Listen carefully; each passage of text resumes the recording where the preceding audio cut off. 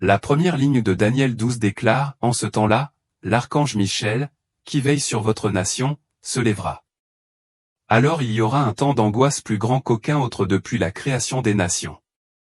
Mais à ce moment-là, chacun de ton peuple dont le nom est écrit dans le livre sera délivré. Cette puissante proclamation du prophète Daniel sert d'avertissement concernant des événements extraordinaires de la fin des temps qui auront un impact sans précédent sur le monde entier. Cependant, ce n'est pas uniquement un message de désespoir, Daniel offre également une profonde espérance à ceux qui sont en Christ. Pour saisir pleinement la signification de Daniel 12, il est essentiel de revisiter les événements décrits dans Daniel 10. Dans ce chapitre précédent, nous apprenons que Daniel s'est consacré à 3 semaines de prière et de jeûne, cherchant une parole de Dieu. Pendant ce temps, un ange de Dieu apparaît à Daniel et lui dit, « Depuis le premier jour où tu as commencé à prier pour comprendre et pour t'humilier devant ton Dieu, ta demande a été entendue dans le ciel. Je suis venu en réponse à ta prière. Mais pendant 21 jours, le prince spirituel du royaume de Perse m'a bloqué le chemin. Alors Michel, l'un des archanges, est venu à mon aide, et je l'ai laissé là avec le prince spirituel du royaume de Perse. » Ce passage est crucial. Un messager angélique de Dieu était en route pour transmettre la réponse de Daniel lorsqu'il fut empêché par un prince esprit maléfique du royaume de Perse. Ce prince spirituel était si redoutable que Michel, l'un des principaux archanges de Dieu, dut intervenir pour l'aider. Plus tard dans Daniel 10, 20, le messager angélique continue sa conversation avec Daniel, déclarant, « Et maintenant je dois retourner combattre contre le prince de Perse. Et quand je serai parti, en effet le prince de Grèce viendra. » Ces descriptions saisissantes soulignent non seulement les batailles spirituelles menées dans les coulisses, mais mettent également en évidence la vérité profonde selon laquelle Dieu entend et répond aux prières de son peuple. Grâce à la prière et au jeûne inébranlable de Daniel, nous voyons le pouvoir de la persévérance et de l'intervention divine. Cette interaction des forces célestes nous rappelle la souveraineté et la protection ultimes offertes à ceux dont les noms sont inscrits dans le livre de Dieu, fournissant une lueur d'espoir au milieu des signes avant-coureurs de temps tumultueux. Dans ce passage, la Bible révèle l'existence de 2 esprits territoriaux importants, des entités maléfiques principales qui exercent un contrôle sur des régions spécifiques. La perspicacité profonde vient dans Daniel 10, 21, où le messager angélique dit à Daniel, « Mais je vous dirai ce qui est noté dans l'écriture de vérité. Personne ne me soutient contre eux, sauf Michel, votre prince. » Le terme « prince » est remarquable car il désigne une structure hiérarchique au sein du royaume céleste. Cette hiérarchie comprend des anges, des séraphins, des chérubins et des archanges tels que Michel, chacun avec ses rôles et responsabilités distincts. Du côté opposé, il y a des esprits maléfiques et des démons, les principaux esprits maléfiques comme le prince de Perse exerçant un pouvoir important. Comprendre cette hiérarchie est crucial lorsque nous réfléchissons au premier verset de Daniel 12, « Michel, l'archange qui veille sur votre nation, se lèvera. » Malgré l'immense bouleversement qui va submerger la terre, la promesse est claire, le peuple de Dieu sera délivré. Cette assurance constitue une lueur d'espoir au milieu de la prophétie inquiétante d'une angoisse sans précédent. Pour saisir la gravité de Daniel 12, nous devons le placer dans le contexte plus large de l'histoire. Le prophète décrit une période de détresse à venir, sans précédent pour l'humanité. Cette période de trouble à venir dépassera l'angoisse de la période antédiluvienne, qui s'est étendue de la chute de l'homme jusqu'au grand déluge de la Genèse. Elle dépassera les souffrances endurées sous le règne de l'Empire romain, époque marquée par d'intenses persécutions chrétiennes. Cela éclipsera même les ravages des Premières et Secondes Guerres mondiales. Ce qui est remarquable dans les prophéties bibliques, c'est leur cohérence interne. Malgré la diversité des époques et des générations dans lesquelles ont vécu les différents prophètes, leurs messages s'alignent harmonieusement les uns avec les autres. Lorsque Dieu révèle une prophétie, elle entre en résonance avec toute la portée des Écritures. Cette interdépendance souligne la fiabilité de la parole de Dieu, démontrant que l'Écriture interprète effectivement l'Écriture. La Bible fournit de multiples voix prophétiques avertissant des temps difficiles à venir. Par exemple, le prophète Jérémie proclame, « Demandez et voyez, un homme peut-il avoir des enfants? Alors pourquoi est-ce que je vois chaque homme fort avec les mains sur le ventre comme une femme en travail, chaque visage devenu pâle comme la mort? Comme cette journée sera horrible. Aucun autre ne sera comme ça. Ce sera un temps de détresse pour Jacob, mais il en sera sauvé, Jérémie 30, 6-7. Ces images saisissantes soulignent une période de détresse sans précédent, faisant écho aux mêmes terribles avertissements que Daniel a transmis. De même, dans le Nouveau Testament, notre Seigneur Jésus-Christ fournit une prophétie parallèle dans Matthieu 24, 21-22, car alors il y aura une grande détresse, sans précédent depuis le commencement du monde jusqu'à présent, et qui ne sera plus jamais égalée. Si ces jours n'avaient pas été abrégés, personne ne survivrait, mais pour le bien des élus, ces jours seront abrégés. Ici, Jésus confirme l'intensité de la tribulation décrite par Daniel, soulignant que ces temps de troubles surpasseront tous les événements historiques dans leur gravité. Malgré ces prédictions inquiétantes, il est crucial de ne pas succomber à la peur. La Bible nous assure de la délivrance pour les enfants de Dieu. Comme le déclare Daniel 12, 1, à cette époque-là, chacun de votre peuple dont le nom est écrit dans le livre sera délivré. Cette promesse de salut est une lueur d'espoir au milieu des prophéties inquiétantes.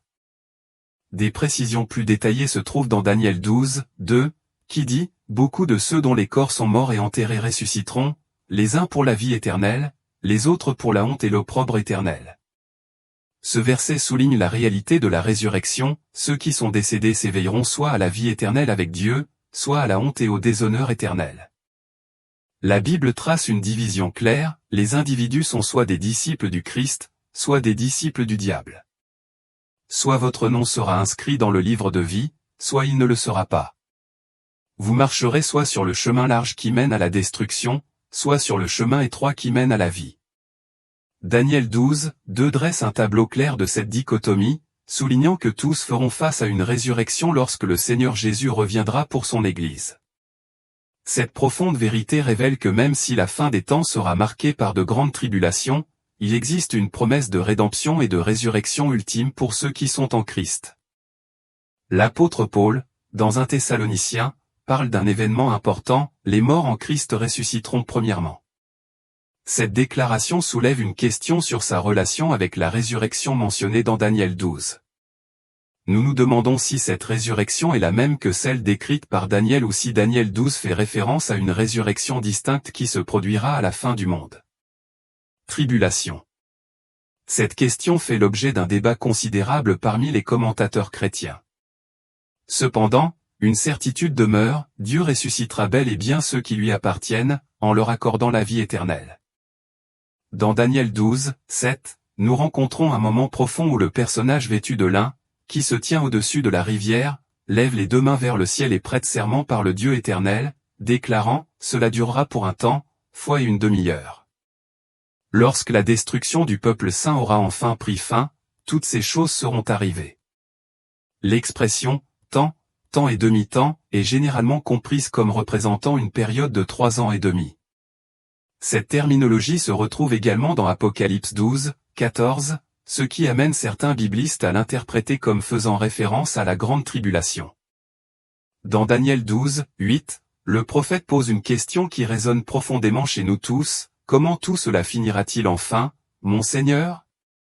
Nous sommes conscients qu'à mesure que le retour du Christ approche, il y aura toute une série de signes, parfois étranges, mais indubitables. Ces signes incluent l'anarchie généralisée, les famines, les tremblements de terre massifs, la tromperie religieuse avec de faux prophètes qui égarent beaucoup de gens, ainsi que les guerres et les épidémies généralisées. L'enquête de Daniel reflète un désir universel de comprendre le point culminant de ces événements et comment le drame qui se déroule dans l'histoire humaine atteindra son apogée. Dans Daniel 12, 9-10, nous trouvons la déclaration profonde suivante, mais il dit, « Va maintenant, Daniel, car ce que j'ai dit est gardé secret et scellé jusqu'au temps de la fin. Beaucoup seront purifiés, et raffinés par ces épreuves, mais les méchants continueront dans leur méchanceté, et aucun d'entre eux ne comprendra ce que cela signifie. » Ce passage continue le thème biblique de la division brutale entre la lumière et les ténèbres. Une séparation qui traverse tout le chapitre. Nous observons une démarcation claire, ceux dont les noms sont écrits dans le livre de vie et ceux qui ne le sont pas, ceux qui ressusciteront pour la vie éternelle et ceux qui feront face à une disgrâce éternelle. Cette division souligne un contraste fondamental, le bien contre le mal, le juste contre l'injuste. La séparation continue entre le peuple de Dieu et ceux qui recherchent le mal est soulignée à plusieurs reprises tout au long du texte. En arrivant au verset 10, nous voyons que certains individus subiront une purification et une purification à travers leurs épreuves, tandis que les méchants persisteront dans leur mauvaise voie. Même au milieu de la tribulation et de l'effusion de la colère de Dieu sur la terre, il y aura ceux dont le cœur restera endurci et dont les actions continueront de refléter leur rébellion contre Dieu. Cette représentation s'aligne sur la prophétie trouvée dans 2 Timothée, où Paul décrit la décadence morale de la société dans les derniers jours. Il met en garde contre les gens qui seront, amis d'eux-mêmes, cupides, vantards, orgueilleux, blasphémateurs, désobéissants à leurs parents, ingrats, impies, sans affection naturelle, briseurs de trêves, faux accusateurs, incontinents, féroces, méprisants de ceux qui sont bien. Cette liste, bien que non exhaustive, illustre de manière frappante la méchanceté croissante qui caractérisera les derniers jours. Chez Daniel et Timothée, nous voyons un thème récurrent, un fossé profond et croissant entre la justice et l'injustice. Le récit biblique met en garde contre un moment où cette séparation deviendra encore plus prononcée, révélant le contraste saisissant entre ceux qui sont alignés sur Dieu et ceux qui restent enracinés dans leurs péchés.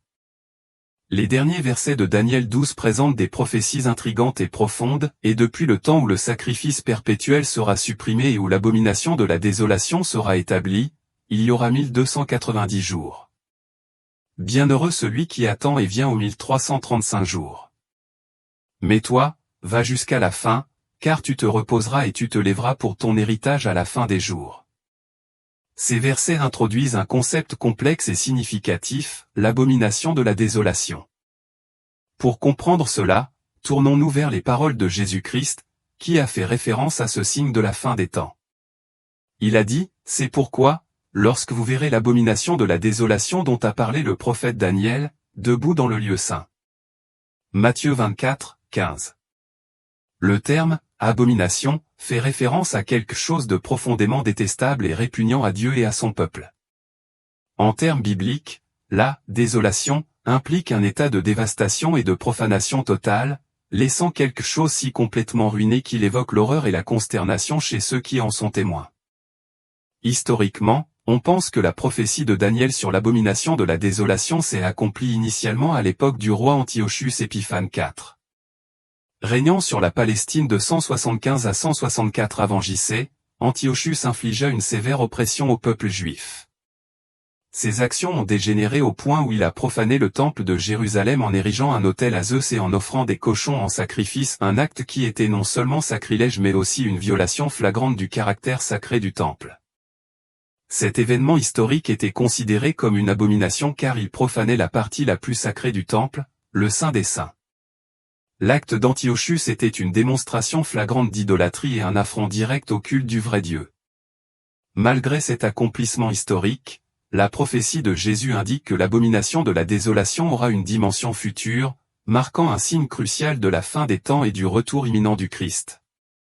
Ainsi, même si les actions d'Antiochus Épiphane constituaient un acte de profanation important et détestable, l'accomplissement ultime de la prophétie devrait se produire dans le futur. Cet événement futur sera un marqueur définitif de la phase finale de l'histoire humaine, s'alignant sur les thèmes eschatologiques plus larges décrits dans l'Ancien et le Nouveau Testament. Dans Matthieu 24, Jésus désigne l'abomination de la désolation comme un événement futur important. Il donne un sévère avertissement, que ceux qui sont en Judée fuient vers les montagnes.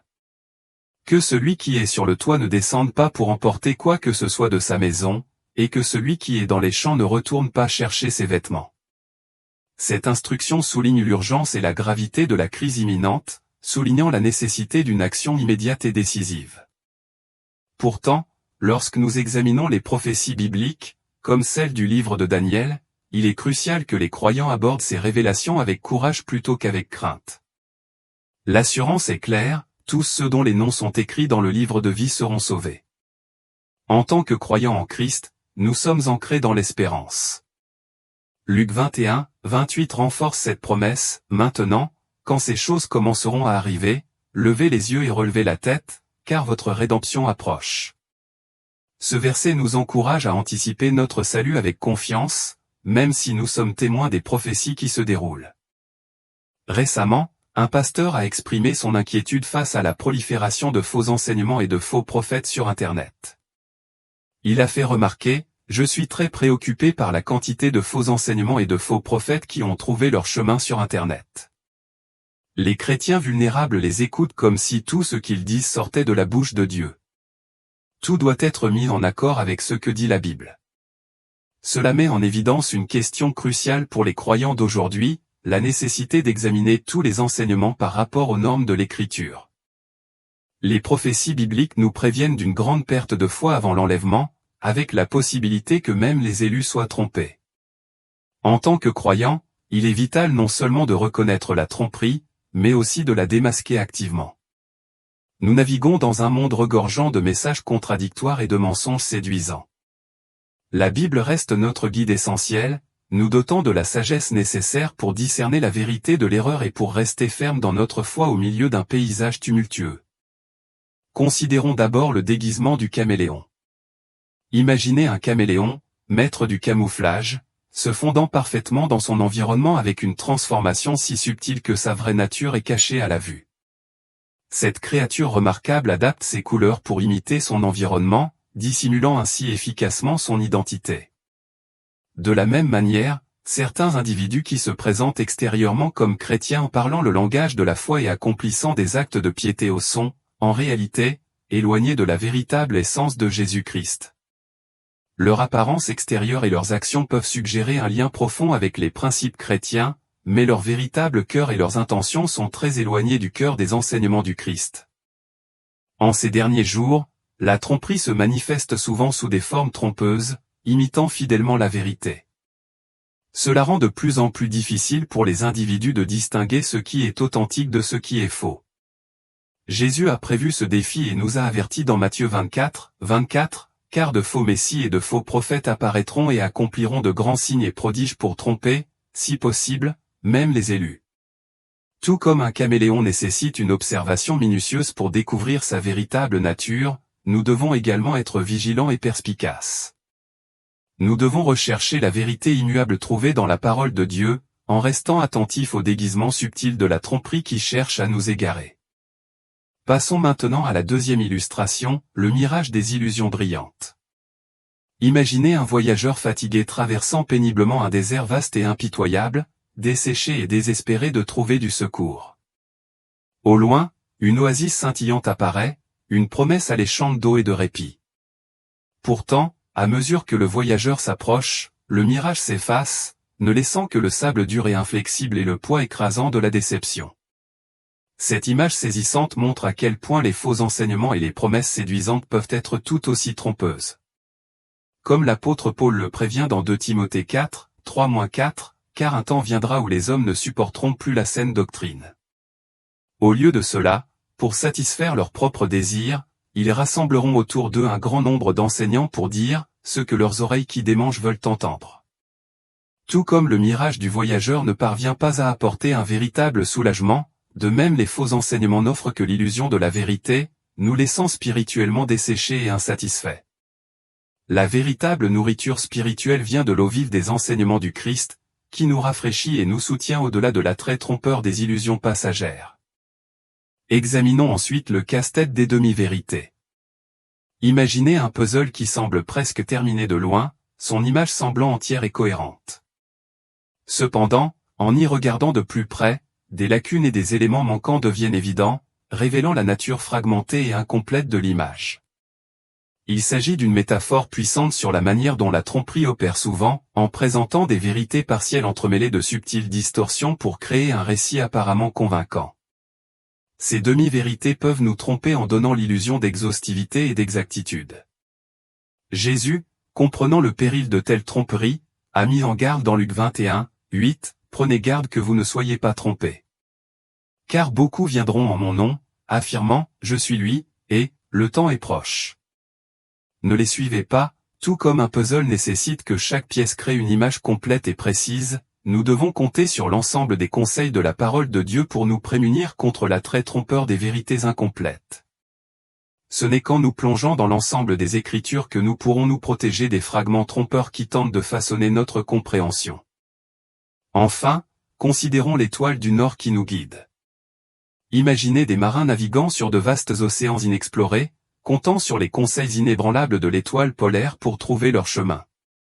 Bien avant l'avènement du GPS et des outils de navigation modernes, les marins utilisaient ce point fixe dans le ciel pour déterminer leur direction.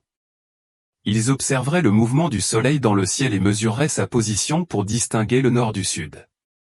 L'étoile polaire constituait un point de référence fiable au milieu des éléments changeants et imprévisibles de la mer.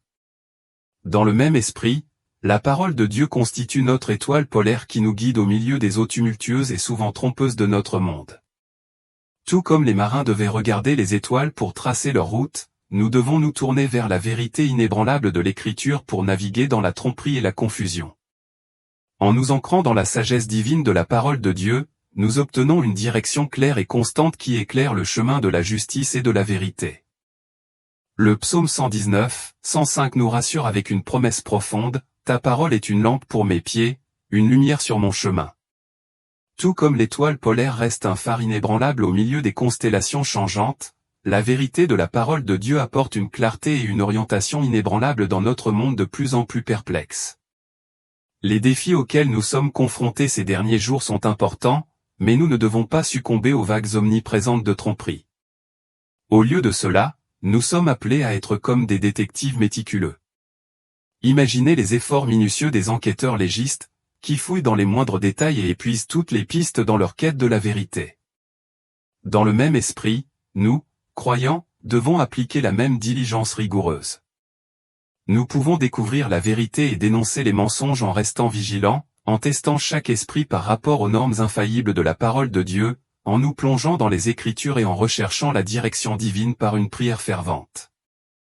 Pendant que nous parcourons ce voyage, gardons à l'esprit les illustrations du déguisement du caméléon, le mirage des illusions brillantes, le puzzle des demi-vérités et l'étoile du Nord qui nous guide.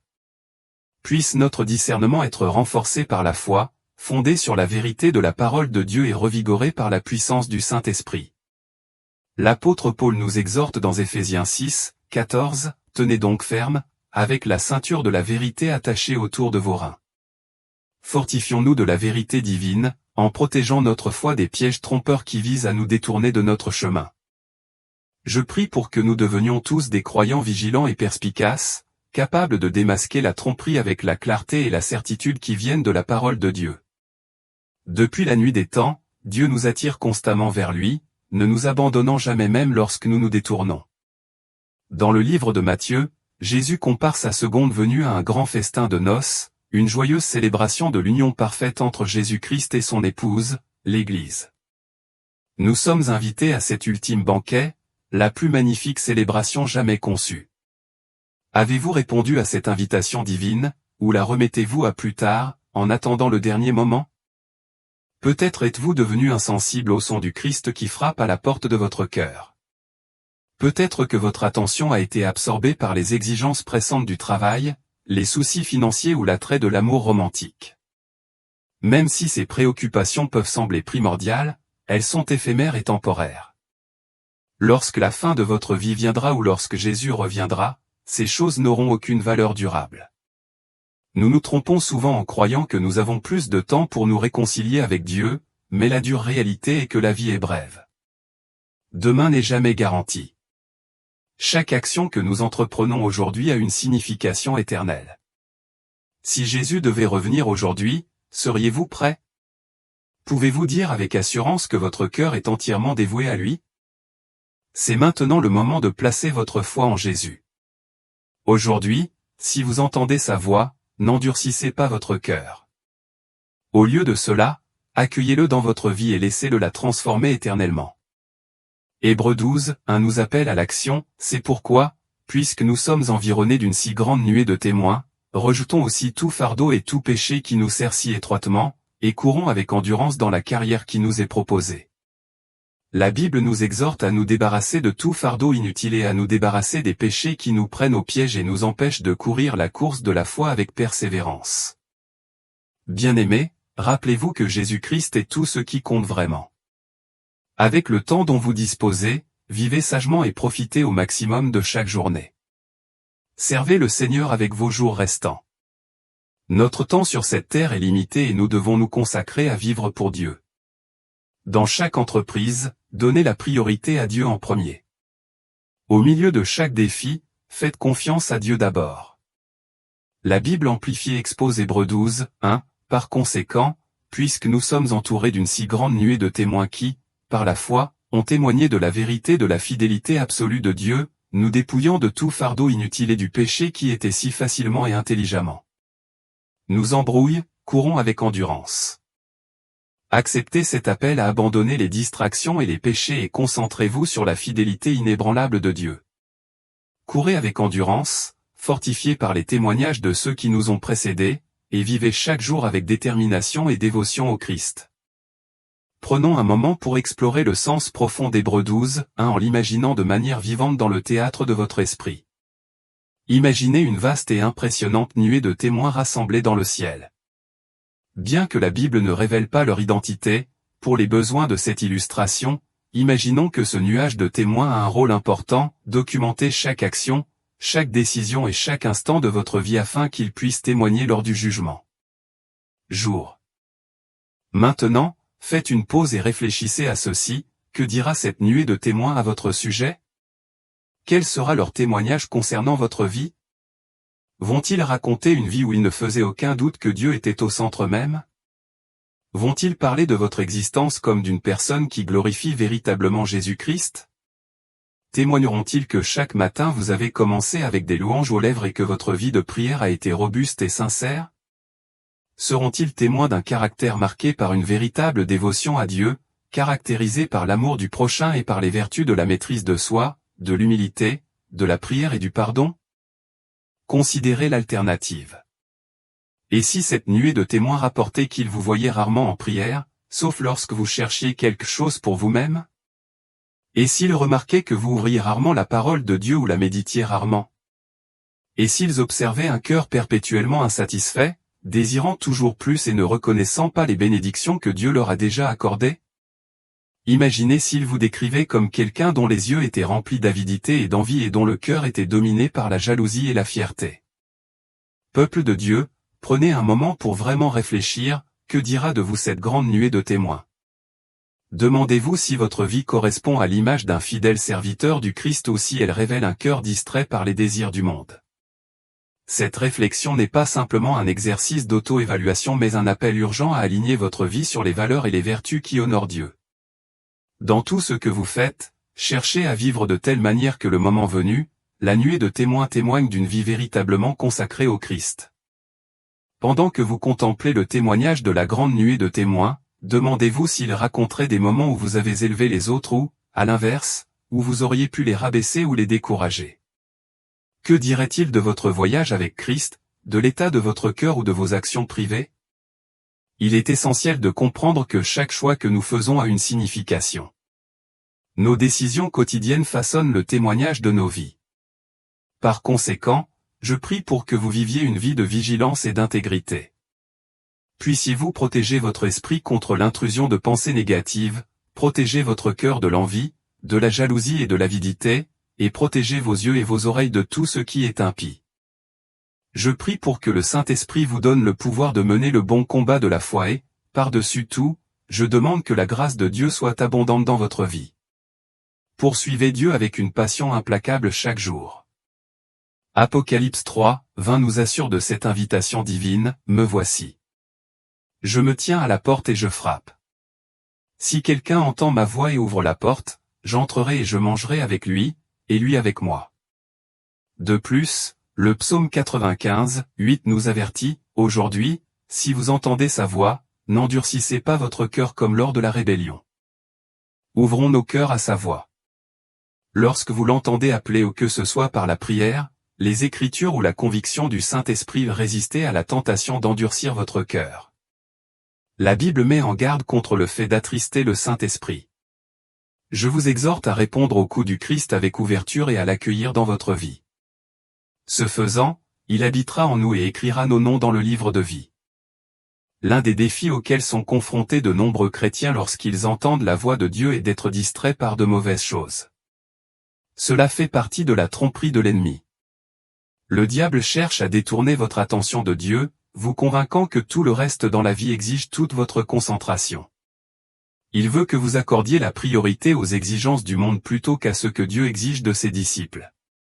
Ne vous laissez pas tromper par le prince de ce monde, qui nous séduit avec des plaisirs éphémères et un bonheur passager. L'ennemi désire nous rendre complaisants quant au retour du Christ, nous rendant indifférents et distraits. Protégez votre cœur et votre esprit contre de telles tromperies. Ne nous laissons pas bercer par un faux sentiment de sécurité ni distraits par les joies éphémères de ce monde. Restons plutôt vigilants, concentrés sur notre objectif éternel et sensibles à l'appel divin du Christ. Luc 12, 19-20 présente une parabole qui donne à réfléchir, et je dirai à mon âme, tu as beaucoup de biens en réserve pour de nombreuses années. Repose-toi, mange, bois et réjouis-toi. Mais Dieu lui dit, imbécile. Cette nuit, votre âme vous sera demandée, alors à qui seront les choses que vous avez fournies?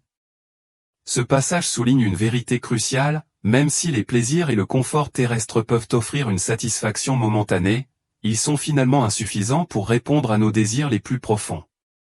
La vraie joie et le bonheur durable ne se trouvent pas dans les possessions matérielles ou les plaisirs éphémères, mais dans une vie vécue dans l'obéissance à la parole et au commandement de Dieu. C'est notre appel divin, vivre conformément à la volonté de Dieu et être récompensé par la vie et la joie éternelle. En tant qu'habitants de ce monde, nous sommes néanmoins appelés à transcender ces valeurs et à vivre selon les normes de Dieu. L'apôtre Paul nous exhorte dans Romains 12, 2, « Et ne vous conformez pas à ce monde, mais soyez transformés par le renouvellement de votre intelligence, afin de découvrir quelle est la volonté bonne, agréable et parfaite de Dieu. » Il nous le rappelle en outre dans Romains 14, 8, « Car si nous vivons pour le Seigneur, et si nous mourons pour le Seigneur. » Ainsi donc, que nous vivions ou que nous mourions, nous appartenons au Seigneur. Vivre pour le Seigneur implique de le placer au centre même de notre vie. Cela signifie donner la priorité à sa parole au-dessus de nos propres désirs égoïstes, discerner sa voix au milieu de la cacophonie des sons concurrents et nous consacrer à le servir dans tous nos efforts. Cependant, ce n'est pas une voie simple. Il est bien plus facile de suivre le large chemin des tentations du monde que de suivre le chemin étroit de la justice. L'attrait du monde et les désirs de la chair semblent souvent plus accessibles et satisfaisants à court terme. Choisir Dieu, en revanche, nécessite un acte délibéré d'abnégation et un engagement envers sa volonté plutôt que la nôtre. Cette décision de vivre pour Dieu exige plus que de simples paroles, elle appelle une transformation radicale de nos priorités et de nos actions. Cela nous met au défi de résister aux tentations faciles du monde et d'emprunter le chemin de la fidélité, souvent plus difficile mais gratifiant. Dans chaque choix et chaque action, efforçons-nous de nous aligner sur la volonté de Dieu, sachant que le véritable chemin vers l'épanouissement et la vie éternelle se trouve dans une dévotion inébranlable envers lui. Vivre pour Dieu est sans aucun doute une entreprise difficile. Jésus souligne cette vérité dans Matthieu 7, 13-14, « Entrez par la porte étroite, car large est la porte et large est le chemin qui mène à la perdition, et nombreux sont ceux qui entrent par là. Parce qu'étroite est la porte et difficile est le chemin qui mène à la vie, et rares sont ceux qui le trouvent. Le chemin qui mène à la vie éternelle est étroit et souvent ardu, mais il en vaut infiniment la peine. » Le Christ frappe doucement à la porte de nos cœurs, nous invitant à choisir le chemin de la vie éternelle plutôt que le chemin de la destruction. Pourtant, dans sa bonté infinie et son respect pour notre libre arbitre, le Seigneur ne s'impose pas à nous. Il attend patiemment notre réponse à son invitation, le doux coup dans notre cœur qui nous appelle au repentir et à la transformation. Ainsi, je vous exhorte à vivre votre vie en accord avec la volonté de Dieu. Laissez vos actions être guidées par une conscience consciente de l'éternité. Concentrez-vous sur l'accumulation de trésors au paradis, ces récompenses éternelles qui ne disparaîtront jamais. N'oubliez pas que chaque pensée, acte et action a une signification éternelle. Ce n'est qu'en consacrant notre vie à Jésus-Christ et en nous engageant à suivre ses enseignements que nous pouvons espérer connaître la vie éternelle dans sa glorieuse présence. Les choix que nous faisons sur cette terre ne sont pas sans conséquences, ils ont un impact profond sur notre destinée éternelle. Alors, choisissons judicieusement et vivons avec un but. Que nos vies reflètent un engagement envers Christ qui transcende l'attrait temporaire des plaisirs du monde. Pendant que nous parcourons ce voyage, que nos cœurs soient à l'écoute du coup du Christ, que nos décisions soient façonnées par sa direction et que nos actions soient consacrées à la construction d'un héritage de foi qui dure pour toujours.